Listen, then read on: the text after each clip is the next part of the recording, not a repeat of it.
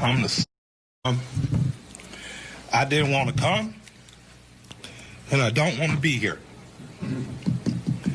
I'm the son of an Atlanta City police officer. My cousin is an Atlanta City police officer, and my other cousin, East Point police officer. And I got a lot of love and respect for police officers, down to the original 8 police officers in Atlanta that even after becoming police had to dress in a YMCA because white officers didn't want to get dressed with niggers. And here we are 80 years later. I watched a white officer assassinate a black man, and I know that tore your heart out. And I know it's crippling. And I have nothing positive to say in this moment because I don't want to be here.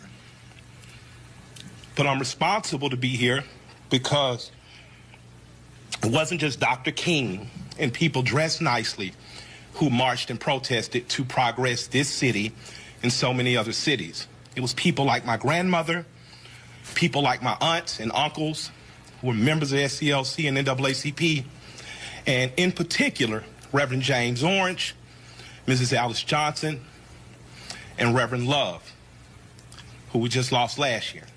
So I'm duty-bound to be here to simply say that it is your duty not to burn your own house down for anger with an enemy.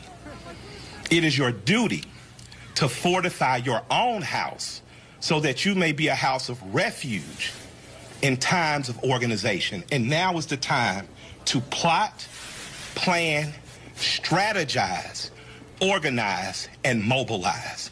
It is time to beat up prosecutors you don't like at the voting booth. It is time to hold mayoral offices accountable, chiefs and deputy chiefs. Atlanta is not perfect, but we're a lot better than we ever were, and we're a lot better than cities are. I'm mad as hell. I woke up wanting to see the world burn down yesterday because I'm tired of seeing black men die. He casually put his knee on a human being's neck for 9 minutes as he died like a zebra in the clutch of a lion's jaw. And we watch it like murder porn over and over again. So that's why children are burning to the ground. They don't know what else to do. And it is the responsibility of us to make this better right now. We don't want to see one officer charged. We want to see 4 officers prosecuted and sentenced. We don't want to see targets burning. We want to see the system that sets up for systemic racism burnt to the ground. And as I sit here in Georgia, home of Stevens, Georgia, former vice president of the Confederacy, white man said that law, fundamental law, stated that whites were naturally the superior race, and the Confederacy was built on a cornerstone. It's called a cornerstone speech. Look it up. The cornerstone speech that blacks would always be subordinate. That officer believed that speech because he killed that man like an animal. In this city, officers have done horrendous things and they have been prosecuted. This city's cut different. In this city, you can find over 50 restaurants owned by black women. I didn't say minority, and I didn't say women of color. So after you burn down your own home, what do you have left but char and ash? CNN? Ted did a great thing. I love CNN, I love Cartoon Network, but I'd like to say to CNN right now, karma's a mother. Stop feeding fear and anger every day. Stop making people feel so fearful. Give them hope. I'm glad they only took down a sign and defaced a building and they're not killing human beings like that policeman did. I'm glad that they only destroyed some brick and mortar and they didn't rip a father from a son. They didn't rip a son from a mother like the policeman did. When a man yells for his mother in duress and pain and she's dead, he is essentially yelling, please, God, don't let it happen to me. And we watch that. So my question for us on the other side of this camera is after it burns, Will we be left with charred, or will we rise like a phoenix out of the ashes that Atlanta has always done?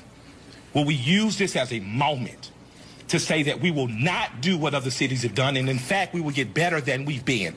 We got good enough to destroy cash bonds. You don't have to worry about going to jail for something petty. We got smart enough to decriminalize marijuana. How smart are we going to be in the next 15 or 20 years to keep us ahead of this curve? So that much like when South Africa suffered apartheid, you had Andy and other politicians that could make sure that Atlanta said, Coca-Cola, we love you, but if you don't pull out of South Africa, we're going to leave. We're not going to drink Coca-Cola anymore. Coca-Cola jumped on their side and apartheid ended. So we have an opportunity now. Because I'm mad, I don't have any good advice. But what I can tell you is that if you sit in your homes tonight, instead of burning your home to the ground, you will have time to properly plot, plan, strategize, and organize and mobilize in an effective way. And two of the most effective ways is first taking your butt to the computer and making sure you fill out your census so that people know who you are and where you are. The next thing is making sure you exercise your political bully power and going to local elections and beating up the politicians that you don't like. You got a prosecutor sent your partner to jail and you know it was bullshit, put a new prosecutor in there. Now's your election to do it. You want a different senator that's more progressive, that promotes marijuana through, now is the time to do that. But it is not time to burn down your own home. I love and I respect you. I hate I don't have more to say. I hate I can't fix it in a snap. I hate Atlanta's not perfect for as good as we are. But we have to be better than this moment. We have to be better than burning down our own homes. Because if we lose Atlanta, what else we got?